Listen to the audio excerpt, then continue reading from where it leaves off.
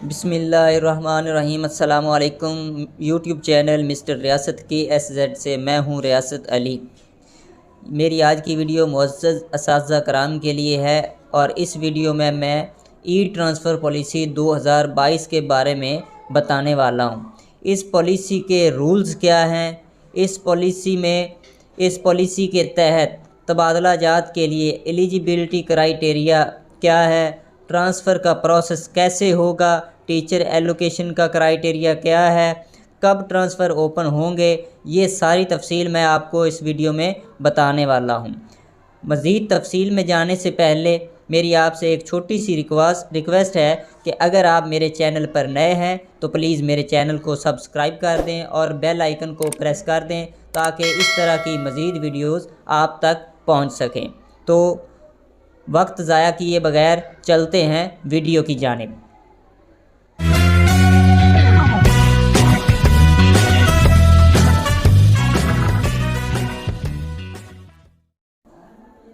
जी तो असातिज़ा कराम, ये पॉलिसी ई ट्रांसफ़र पॉलिसी 2022 27 अक्टूबर 2022 को जारी की गई है और चीफ़ मिनिस्टर ने इसे मंजूर किया है। अब से सिर्फ ये पॉलिसी ट्रांसफ़र के लिए लागू होगी। इससे पहले जो 2013 वाली पॉलिसी थी वो ख़त्म कर दी गई है। इसकी पॉलिसी के तहत कोई भी टीचर ट्रांसफ़र के लिए अपनी कैटेगरी के अलावा दूसरी पोस्ट पे अप्लाई नहीं कर सकेगा और ये ट्रांसफ़र खाली पोस्टों पे होगा और ऑनलाइन स्कूल इंफॉर्मेशन सिस्टम के ज़रिए मेरिट पे ट्रांसफ़र होगा। असातिज़ा कराम को ट्रांसफ़र करवाने के लिए स्कूल एजुकेशन सिस्टम की ऐप में लॉगिन होना होगा और उसके बाद वो अप्लाई कर सकेगा। कोई भी टीचर सारा मेरिट वगैरह जो देखना चाहेगा वो उसे स्कूल इंफॉर्मेशन सिस्टम की ऐप से ही देख सकेगा। अगर अपना मेरिट देखना हो या किसी दूसरे टीचर का मेरिट देखना हो तो वो सारा उसको उसकी ऐप के ज़रिए ही नज़र आ जाएगा। अगर उसको अपने मेरिट के ख़िलाफ़ एतराज़ हो या किसी दूसरे टीचर के मेरिट के ख़िलाफ़ एतराज़ हो तो वो स्कूल इंफॉर्मेशन सिस्टम की ऐप के ज़रिए ही एतराज़ जमा करवा सकता है। अगर डिस्ट्रिक्ट एजुकेशन अथॉरिटी की जानिब से कोई एतराज़ लगाया जाता है किसी टीचर के अगेंस्ट तो वो उसका जवाब भी ऑनलाइन ही स्कूल इंफॉर्मेशन के ज़रिए ही देगा। इस पॉलिसी में नए भर्ती होने वाले टीचर्स के बारे में भी वाज़ेह हिदायत बताई गई हैं कि अब के बाद जो भी नई भर्ती की जाएगी उनकी जॉइनिंग भी स्कूल इंफॉर्मेशन सिस्टम के ज़रिए ही होगी। बहुत ही जल्द नई भर्ती का इश्तिहार आने वाला है जिसमें जो भी बंदा सेलेक्ट होगा उसकी सिलेक्शन मेरिट पे होगी और उनकी भर्ती के लेटर्स मैनुअल भी जारी किए जाएंगे और उम्मीदवारान स्कूल इंफॉर्मेशन सिस्टम के ज़रिए ही जॉइनिंग देंगे और स्कूलों की प्रेफरेंस यानी तरजीहात भी स्कूल इंफॉर्मेशन सिस्टम के ज़रिए ही देंगे और अगले स्कूल में जॉइनिंग जो होगी वो भी QR कोड वाले लेटर के ज़रिए ही होगी। यानी कि सारा काम स्कूल इंफॉर्मेशन सिस्टम के ज़रिए ही कर दिया गया है।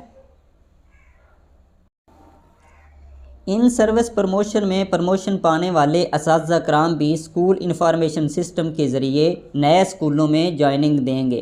पहले वो स्कूलों को सिलेक्ट करेंगे कि कहाँ वो जाना चाहते हैं और बाद में आर्डर्स आने पर वो साबका स्कूलों से नए स्कूलों में शिफ्ट हो जाएंगे।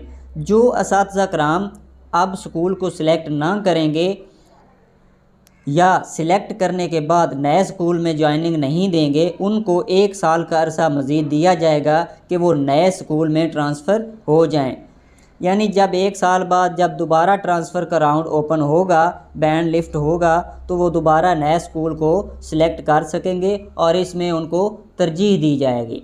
ठीक है, अगर वो 1 साल के पीरियड गुजर जाने के बाद भी नए स्कूल को ज्वाइन नहीं करते या नया स्कूल सेलेक्ट नहीं करते तो उनकी प्रमोशन जो है प्रमोशन की लिस्ट से 3 साल के लिए उनको निकाल दिया जाएगा।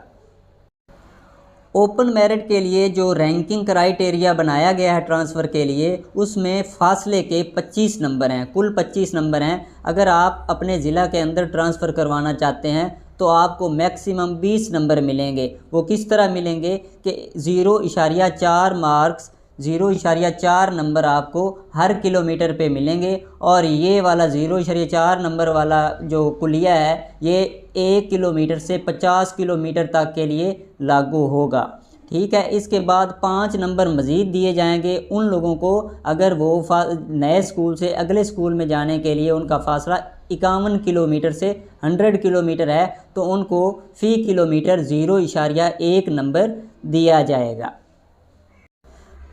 मौजूदा स्कूल में टन्योर के बारे में 20 नंबर दिए गए हैं। 2 नंबर एक मुकम्मल साल के लिए मुख्तस किए गए हैं। यानी अगर कोई बंदा 3 साल 15 दिन एक स्कूल में गुजारता है मौजूदा स्कूल में और ट्रांसफ़र करवाना चाहता है तो 3 साल के 3 2 6 यानी 6 नंबर पूरे साल के मिल जाएंगे। 3 सालों के 1 साल के 2 नंबर हैं, कंप्लीट ईयर के 2 नंबर हैं। इसके बाद देखना है कि वो 2 साल मुकम्मल किए हैं, 3 साल किए हैं या 5 साल मुतलका स्कूल में रह रहा है, तो वो उसको इस हिसाब से नंबर मिलेंगे। और अगर 3 साल और कुछ महीने या कुछ दिन है तो मुकम्मल साल के बाद जो दिन बचेंगे या महीने बचेंगे उसकी कैलकुलेशन का एक कुलिया वाज़े किया गया है, जो ये है कि 2/365 और इसको आपने मल्टीप्लाई कर देना है नंबर ऑफ़ डेज़, जितने नंबर वो स्कूल में एक्स्ट्रा रह चुका है मौजूदा स्कूल में। इसके बाद लेंथ ऑफ सर्विस का एक खाना दिया गया है जिसके 20 नंबर हैं। लेंथ ऑफ सर्विस यानी जब से वो टीचर भर्ती हुआ है उससे लेकर जब वो मतलब टू डेट तक जब वो ट्रांसफ़र करवाना चाहता है उसकी सर्विस मुकम्मल कितनी हो गई है, उसके लिए एक कंप्लीट साल के 2 नंबर दिए जाएंगे। और जो सालों के बाद की बात होगी यानी दिन या महीने बचेंगे मुकम्मल साल के बाद, तो उनका कुलिया भी वही है 2/365 ज़रब number of days in the year कि वो कितने एक्स्ट्रा दिन उसकी सर्विस हो चुकी है। लेंथ ऑफ सर्विस देखने के लिए आप अपनी पिफरा से आई हुई सैलरी स्लिप देख सकते हैं। उसके बाद हार्डशिप बेसिस पे जो है डाइवोर्स, विडो, वेटलॉक या मैरिज के 15 नंबर दिए गए हैं। ज़िला के बाहर अगर ट्रांसफ़र करवाना चाह रहे हैं तो 15 नंबर दिए जाएंगे। अगर अपने ज़िला के अंदर ट्रांसफ़र करवाना चाह रहे हैं इन 4 बेसिस पे तो उसके लिए आपको 10 नंबर मिलेंगे। डिसेबिलिटी के 15 नंबर दिए जाएंगे और मेडिकल के भी 5 नंबर दिए जाएंगे। डिसेबिलिटी में अगर आप अप्लाई करते हैं तो उसके लिए आपके पास डिसेबिलिटी सर्टिफिकेट होना ज़रूरी है। मेडिकल बेस पे आप करना चाहते हैं तो मेडिकल का सर्टिफिकेट भी आपके पास होना ज़रूरी है। एक नई चीज़ इन्होंने बताई है कि अगर किसी टीचर का कोई बच्चा बेटा या बेटी वो डिसेबल है तो उसके बेस पे भी वो अपना ट्रांसफ़र करवा सकता है। इसके लिए भी उसको अपने बच्चे का डिसेबिलिटी सर्टिफिकेट लेकर दफ्तर में या ऑनलाइन दिखाना होगा। मुअज़्ज़ज़ असातिज़ा कराम, ये सारी जो ई ट्रांसफ़र है ये सारा प्रोसेस मेरिट पे होगा। अगर किसी के नंबर ये ऊपर जो सारा डिटेल दी हुई है अगर किसी के नंबर मैच हो जाते हैं, मेरिट मार्क्स बराबर आ जाते हैं तो उसकी तरजीहात में ये शामिल होगा कि अगर कोई मेल और फीमेल 2 लोग आ गए हैं सेम नंबर वाले तो फ़ीमेल को प्रायोरिटी दी जाएगी, उसका तबादला कर दिया जाएगा। अगर दोनों ही मेल हैं या फीमेल हैं तो फिर ये देखा जाएगा कि उसके शनाख्ती कार्ड के मुताबिक जिसकी उम्र ज़्यादा होगी उसका ट्रांसफ़र कर दिया जाएगा। शादीशुदा ख़वातीन सिर्फ़ एक बार ही सर्विस में ट्रांसफ़र करवा सकते हैं मैरिज बेस पे या वेडलॉक बेस पे सर्विस पूरी में एक दफ़ा ट्रांसफ़र करवा सकते हैं, उसके बाद ये दोबारा ट्रांसफ़र नहीं करवा सकते। उसके बाद अगर उन्होंने ट्रांसफ़र करवाना हुआ तो जिस स्कूल से वो अगले स्कूल जाना चाहते हैं तो उस स्कूल में उनका दौरानिया कम अज़ कम 1 साल मुकम्मल होना चाहिए। उसके बाद वो ओपन मेरिट के ज़रिए अगले स्कूल में ट्रांसफ़र करवा सकते हैं। इस पॉलिसी में ई ट्रांसफ़र पॉलिसी 2022 में STR यानी स्टूडेंट टीचर रेशो को ख़त्म बिल्कुल भी नहीं किया गया। ऊपर वाले मार्क्स के साथ साथ स्कूल में इनरोलमेंट का भी रेशो को जो है वो भी मद्देनज़र रखी जाएगी। प्राइमरी स्कूल टीचर्स के लिए ये होगा कि अगर कोई प्राइमरी पोर्शन है उसमें बच्चों की इनरोलमेंट 1 से 80 है तो 3 टीचर वहाँ पे अगर काम कर रहे हैं या 3 से ज़्यादा तो 2 टीचर स्कूल में ही रहेंगे और एक टीचर या उससे अबव जो टीचर है वो ट्रांसफ़र करवा सकता है। इसी तरह अगर 81 से 120 इनरोलमेंट है और 4 टीचर पहले काम कर रहे हैं तो 3 टीचर स्कूल में ही रहेंगे, चौथा टीचर तबादला करवा सकता है। इसी तरह आगे है कि 180 से इनरोलमेंट 160 तक की है तो 5 टीचर काम कर रहे होंगे तो उनमें से 4 टीचर स्कूल में ही रहेंगे और 5वां टीचर ट्रांसफ़र करवा सकता है। एलिमेंट्री लेवल के लिए कम से कम 3 सेक्शंस होंगे जिनमें अरेबिक, ड्राइंग, कंप्यूटर एक एक होगा और इनका ये तरीक़ाकार होगा कि ये लोग ट्रांसफ़र के लिए अगर एक एक ही सीट है तो ये ट्रांसफ़र नहीं करवा सकते। अगर ये दो लोग काम कर रहे हैं किसी हिस्से में तो वो फिर एक एक टीचर जो है वो ट्रांसफ़र करवा सकता है। ये सारा कुलिया उन्होंने लिखा। अगर 3 सेक्शंस हैं 6, 6, 7 और 8 क्लास के तो अरेबिक टीचर एक होना चाहिए, ड्राइंग टीचर एक होना चाहिए, कंप्यूटर साइंस का एक टीचर होना चाहिए, आर्ट्स के 2 टीचर होने चाहिए, मैथ का भी एक टीचर होना चाहिए और इससे अगर अबव हैं तो वो ट्रांसफ़र करवा सकते हैं। इसी तरह आगे हाई हिस्से के लिए भी बताया गया है कि हाई हिस्से में अगर 1000 से ज़्यादा इनरोलमेंट है, 1000 तक इनरोलमेंट है, 1 से 1000 तक, तो एक टीचर जो है वो स्कूल में रहेगा, चाहे वो EST है, SEST है कंप्यूटर साइंस में, फिज़िकल एजुकेशन में, अरेबिक में, तो वो स्कूल में ही रहेगा। अगर इससे ज़्यादा हैं तो जो अबव होंगे वो ट्रांसफ़र करवा सकते हैं। अगर 1000 से ज़्यादा हैं तो फिर 2 या 2 से ज़्यादा टीचर उस स्कूल में होने चाहिए। सेकेंडरी लेवल के लिए जो रिक्वायरमेंट रखी गई हैं जो 9वीं और 10वीं क्लास के लिए हैं वो कम अज़ कम मिनिमम रिक्वायरमेंट्स कुछ इस तरह से है। अगर 2 सेक्शंस हैं तो कंप्यूटर का 1 टीचर, आर्ट्स का इंग्लिश या उर्दू के 2 टीचर, SST साइंस बायोकेमिस्ट्री का 1, SST साइंस फिज़िक्स मैथ का 1 टीचर। अगर इससे अबव हैं तो वो तबादला करवा सकते हैं। इस तरह की इनरोलमेंट जितने सेक्शन बताए गए हैं उनके हिसाब से मिनिमम रिक्वायरमेंट इतने टीचर्स की है जो सामने कॉलम्स में दी हुई है। कंप्यूटर टीचर सिर्फ इसी सूरत में दूसरे किसी स्कूल में तबादला करवा सकता है कि अगर अगले स्कूल में कंप्यूटर लैब हो और इसने पुराने वाले स्कूल में, मौजूदा स्कूल में 3 साल का अरसा पूरा कर लिया हो। इसके बाद आगे ये बताया गया है कि कंट्रैक्ट वाले जो टीचर्स हैं वो परमानेंट टीचर के साथ तबादला करा सकते हैं अगर उनका कैटेगरी और स्केल सेम हो। जैसे ESC है ये कॉन्ट्रैक्ट पे होता है और PST परमानेंट होता है, SESC जो होता है वो कॉन्ट्रैक्ट पे होता है और EST जो है वो परमानेंट पोस्ट है।